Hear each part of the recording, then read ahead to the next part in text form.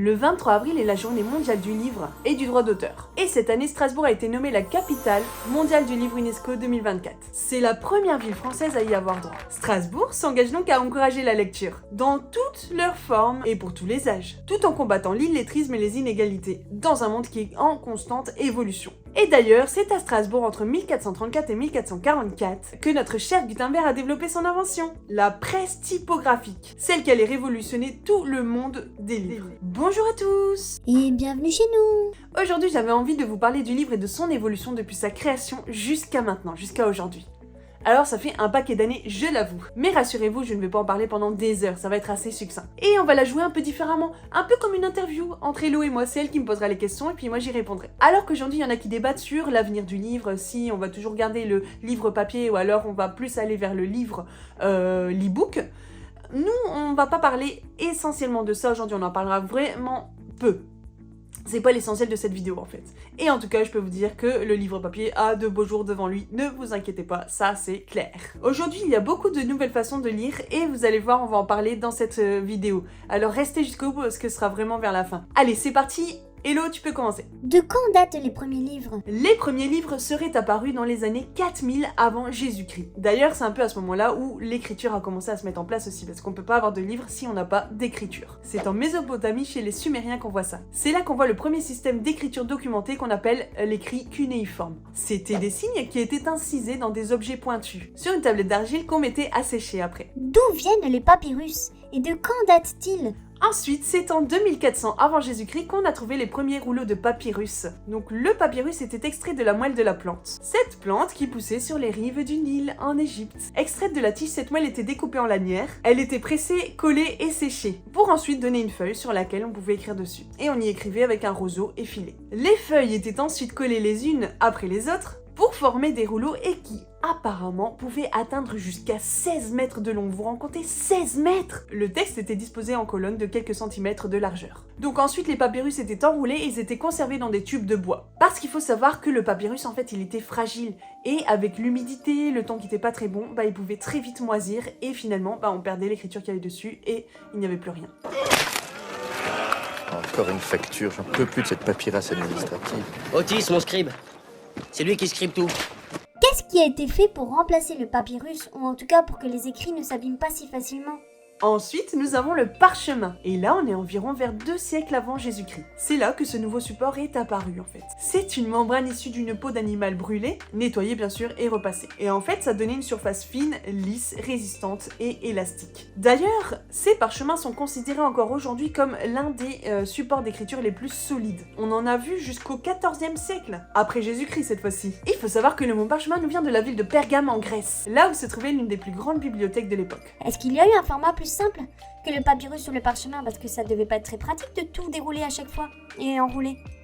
Vous savez que les tablettes actuelles avaient des ancêtres? C'était des tablettes faites de cire. Alors elles étaient beaucoup plus pratiques que le papyrus ou les parchemins parce que elles étaient dans un format qui était facile à tenir dans les mains. On n'avait pas besoin des deux mains pour dérouler un parchemin de plusieurs mètres de long. Elles ont commencé à circuler dans la Rome antique et après en Grèce. Donc c'était de petits blocs de bois qui étaient recouverts de plusieurs couches de cire. Donc pour écrire dessus, on avait des stylos qui pouvaient être de métal, de bois, d'os ou même d'ivoire. Et ce qui était bien, c'est que les tablettes, on pouvait les réutiliser puisqu'on les polissait.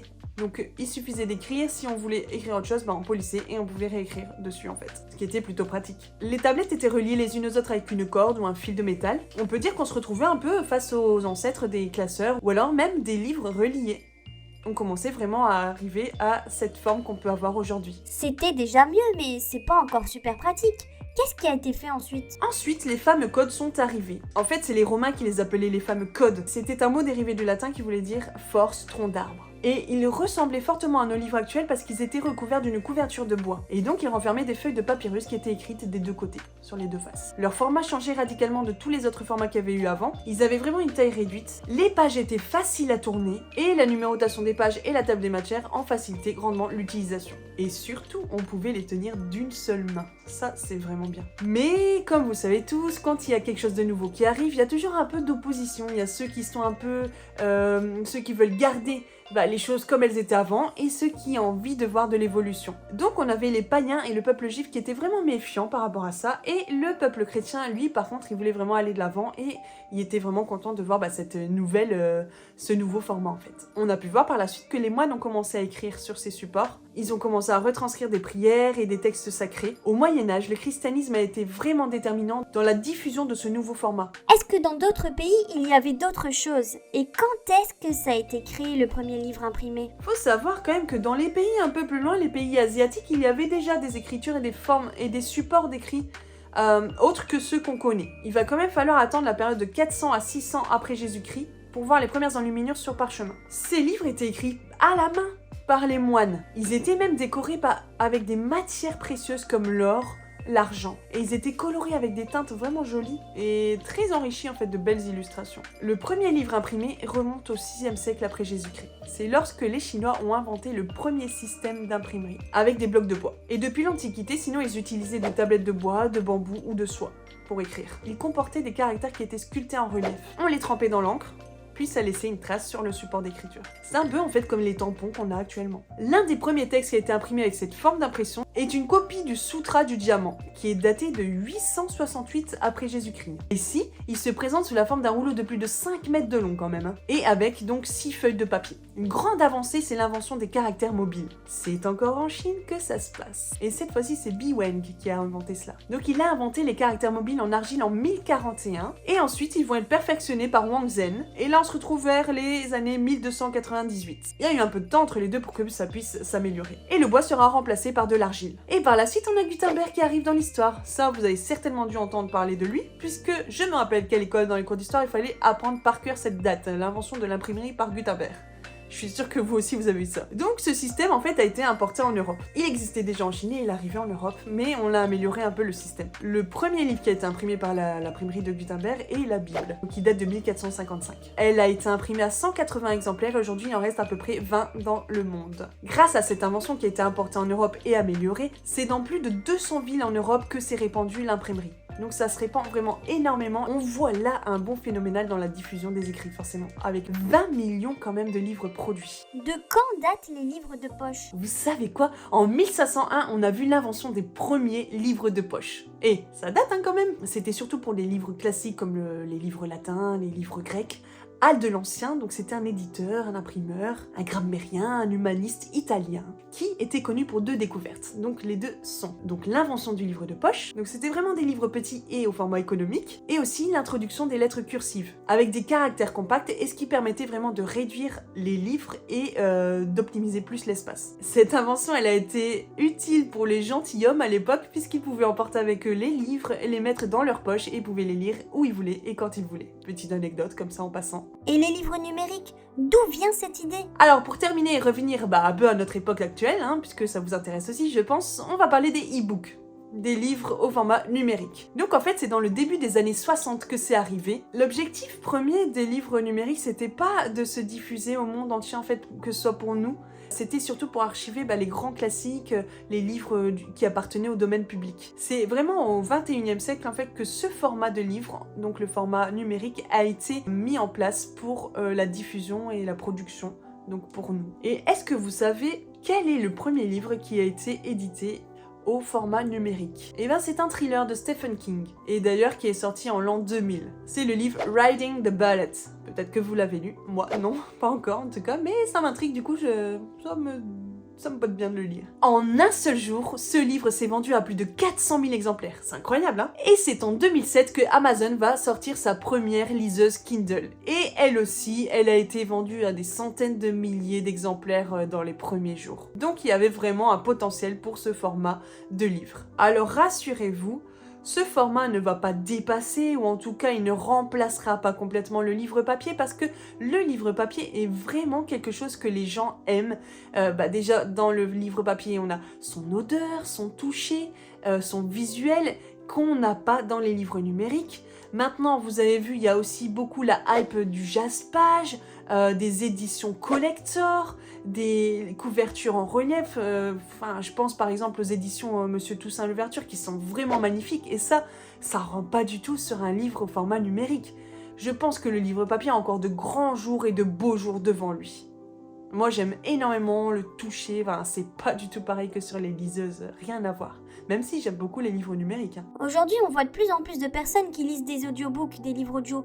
Tu peux nous en dire un peu plus là-dessus? Et d'ailleurs, je ne sais pas si vous êtes rentré là-dedans, vous, mais il y a aussi la grande tendance aussi du livre audio, l'audiobook. Alors moi, ça fait quelques mois, peut-être 1 an que j'ai entendu parler de ça. Avant, je m'y intéressais pas forcément. J'ai eu l'occasion de pouvoir en lire. Et franchement, le premier livre que j'ai lu, c'était un peu un feel-good, donc quelque chose qui se lit assez facilement. C'était bien, j'avais bien aimé me faire lire un livre par quelqu'un. Alors par contre, bien sûr, il faut être concentré, il faut garder vraiment son attention sur la voix qu'on écoute, puisqu'on n'a pas le visuel. Mais c'était vraiment une bonne expérience. Et d'ailleurs, j'ai recommencé, je l'ai fait plusieurs fois après. En ce moment, je suis en train d'écouter un livre, je sais pas si vous connaissez, c'est Mamie Luger. Il est top, enfin, franchement, ça me fait vraiment plaisir de l'écouter. C'est bien lu, c'est des voix de personnes comme vous et moi, avec une bonne intonation, tout ce qu'il faut en fait, c'est pas des robots et c'est génial. Et d'ailleurs, c'est vraiment intéressant parce que pour toutes les personnes qui ne peuvent pas lire un livre papier, voilà, elles ont un autre support qui est libre d'accès pour eux et c'est génial. Je pense à toutes les personnes qui ont peut-être des problèmes au niveau des yeux, les problèmes moteurs, des problèmes aussi de dyslexie et autres, j'ai pas tout dit. Mais pour ces personnes-là, ce support est vraiment super intéressant et ça enlève justement le trouble, le handicap de la personne. Et ça permet vraiment de pouvoir lui donner l'accès aussi à la littérature. Le format audio a été vraiment répandu en France après le Covid. Il était déjà bien installé dans les pays du Nord, aux États-Unis, mais en France, ça a été très timide. Au départ, les gens étaient vraiment réticents, ne voulaient pas forcément se lancer dedans. Mais après le Covid, il y a eu un peu de changement dans les habitudes des gens. Et il y a eu un gros boom en fait. Chez nous, ça n'a pas été progressif, mais il y a vraiment eu comme un boom en fait. Pas un baby boom, mais un livre boom, je ne sais pas. Mais en tout cas, voilà, maintenant les gens sont vraiment entrés dedans. Ça devient quelque chose de normal. Ça rentre dans nos habitudes tout doucement, progressivement, là maintenant. Et d'ailleurs, ce qu'on a pu observer aussi, c'est que c'était plus les femmes de plus de 30 ans à peu près qui lisaient, mais aussi beaucoup les jeunes. Actuellement, c'est beaucoup les jeunes, les 12-25 qui commencent à lire ce support en fait. Donc je pense que c'est super bien parce que on dit que les jeunes ne lisent pas beaucoup. Et là, s'il y a un format qui peut les intéresser, même si c'est pas eux qui lisent sur un support papier ou numérique, je trouve que c'est déjà super bien qu'ils puissent avoir accès à ce format, donc l'audiobook. Parce qu'ils ont cette culture littéraire qui rentre et d'une manière différente. Mais moi je dis pourquoi pas, tant que ils puissent se cultiver, ils puissent avoir accès à la littérature, c'est super. Le marché de l'audiobook en ce moment, il est à plus de 3,5 milliards de dollars par an, ce qui est vraiment énorme. Donc c'est bien démocratisé dans les années 70, comme je disais tout à l'heure, dans les pays d'Europe du Nord et aux États-Unis, et maintenant en France et puis ailleurs, c'est quelque chose vraiment qu'on voit partout. Apparemment, on verrait un Français sur 5 qui utilise ce format de livre. Rappelons quand même que le livre est un outil qui favorise l'accès à la lecture. Il reste essentiel pour la transmission de connaissances, de la culture, du savoir, de plein de choses, la créativité aussi, l'imaginaire. Tout ça, on peut le retrouver dans la lecture et on peut le voir dans les livres numériques, dans les livres audio, mais aussi dans les livres papier. Il y a plein de formats et autant les utiliser. Moi, je pense que l'audiobook, c'est super bien aussi, par exemple, quand on fait le ménage, quand on est en voiture et qu'on conduit, on peut pas lire forcément, donc on peut se faire lire un livre. Je trouve ça super génial. Enfin, il faut utiliser tous les formats d'une manière appropriée et comme on l'entend, si on préfère un format sur un autre, pourquoi pas, tant qu'on lit, moi je trouve que c'est super. J'espère vraiment que cette vidéo vous a plu, je fais pas mal de recherches pour pouvoir vous faire quelque chose d'assez résumé, succinct, et ça m'a fait vraiment plaisir de faire ces recherches. J'ai aussi appris beaucoup de choses, j'espère que vous en avez appris aujourd'hui. Dites-moi dans les commentaires s'il y a des choses que vous ne connaissiez pas et que vous avez apprises.